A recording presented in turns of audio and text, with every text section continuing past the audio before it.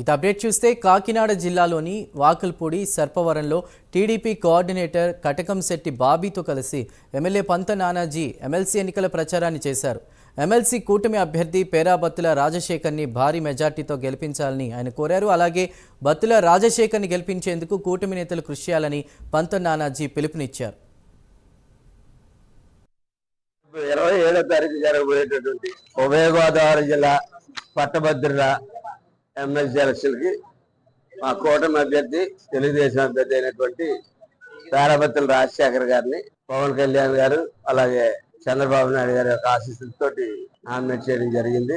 ఆయన గత 25 సంవత్సరాలుగా తెలుగుదేశం పార్టీని నమ్ముకుని తెలుగుదేశం పార్టీ యొక్క సిద్ధాంతాలను ప్రజల్లో తీసుకువెళ్తా తెలుగుదేశం పార్టీ గురించి అవేర్నెస్లో కష్టపడుతున్నటువంటి వ్యక్తి, అలాగే ప్రజా సంక్షేమం కోసం పాటుపడేటువంటి వ్యక్తి.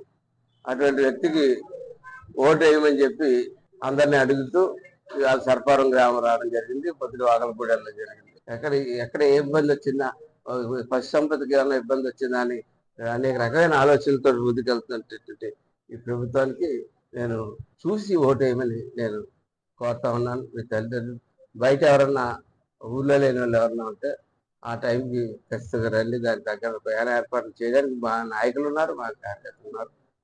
మేమంతా మేము అంటుంటాం, ఖచ్చితంగా మీకు ప్రయాణ ఏర్పాటు చేస్తాం. తప్పకుండా మీరు వచ్చి ఓటేసి మరొకసారి ఈ ప్రభుత్వం యొక్క రెఫరెండం మీరు ఒకసారి చూపించాల్సిందిగా కోరుతాం.